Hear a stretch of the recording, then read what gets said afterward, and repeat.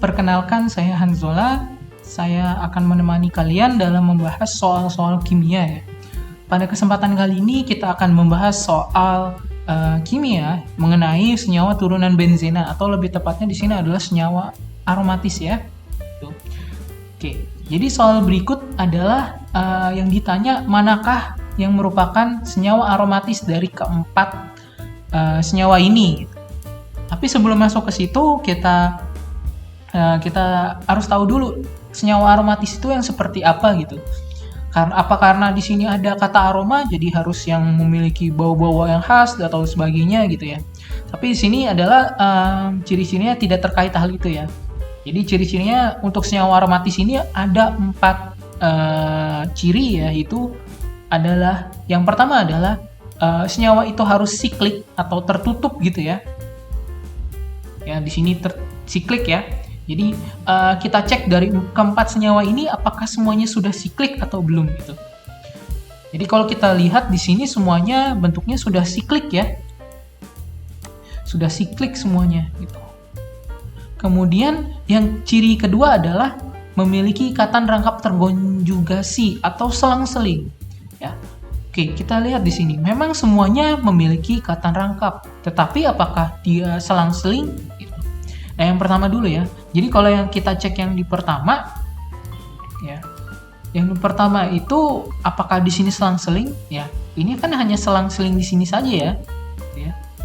Ini juga hanya di sini saja gitu selang-selingnya.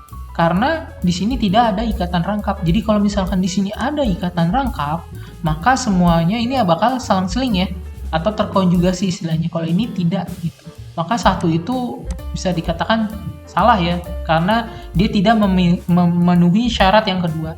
Kemudian senyawa yang kedua gitu, di sini dia punya ikatan rangkap juga, tetapi tidak selang-seling ya gitu. Jadi di sini hanya selang-seling sini sih terus ya.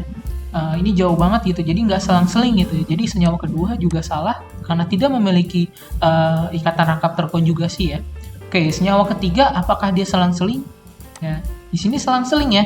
Jadi di sini ada rangkap lagi gitu ya, selang-seling ya. Oke. Dia memenuhi syarat atau ciri-ciri yang kedua ya.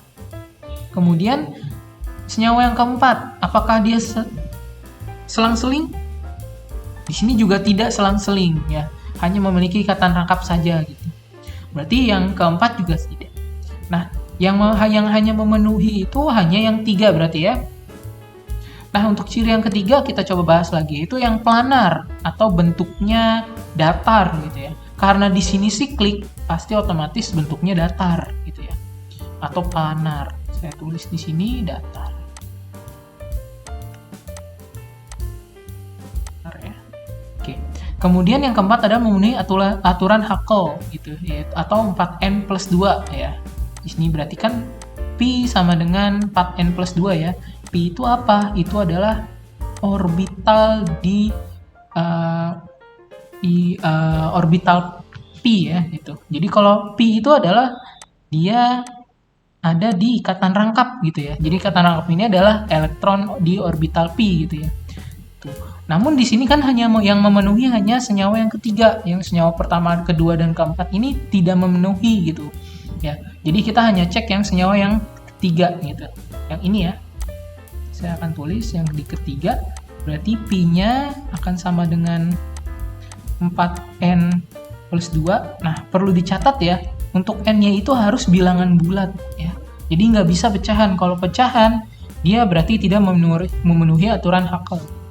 Nah, untuk pi-nya untuk senyawa 3 ini berapa sih? Nah, jadi kalau satu ikatan rangkap itu dihitung 2 elektron ya, karena sepasang gitu ya. Ya, satu pasang berarti dia 2 elektron. Karena di sini ada 3 ikatan rangkap, berarti dia punya 6 elektron di sini. Ya.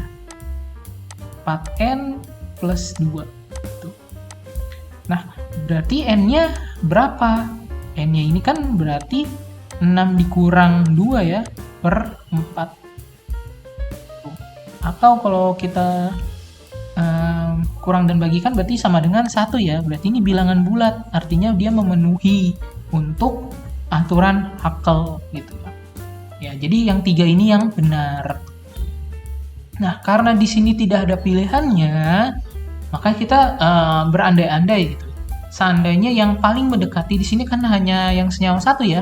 Andai di sini kalau misalkan ada ikatan rangkap, maka dia juga bisa memenuhi yang syarat kedua tadi ya. Dia punya ikatan rangkap terkonjugasi dan planar juga gitu.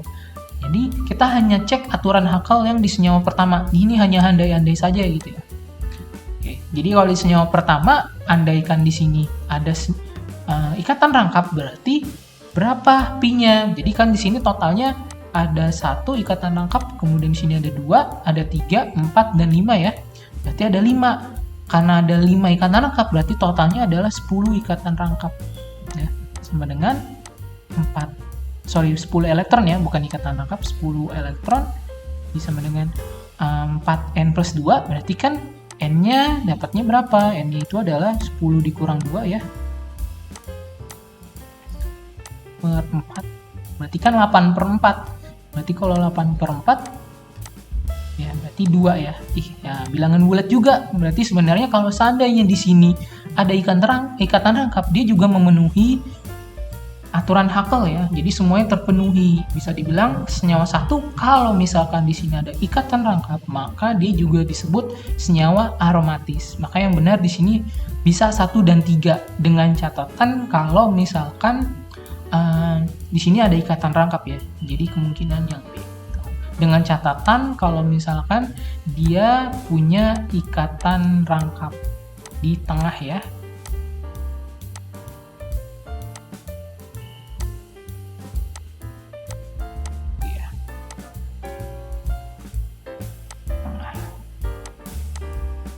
Kalau misalkan nggak punya, berarti dia nggak bisa dikatakan senyawa aromatis gitu.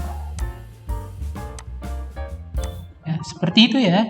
Jadi bisa dikatakan jawabannya B kalau misalkan di sini ada ikatan rangkap di tengah. Oke, sekian dari saya. Terima kasih sudah menyimak. Sampai bertemu di kesempatan selanjutnya. Hai, jika kamu merasa video ini bermanfaat, jangan lupa subscribe, like, dan nyalakan lonceng notifikasi untuk update soal, materi, dan cerita pendidikan lainnya. Cek description box di bawah ini untuk informasi update seputar Bimbel SG. Sampai bertemu di video selanjutnya, Sobat!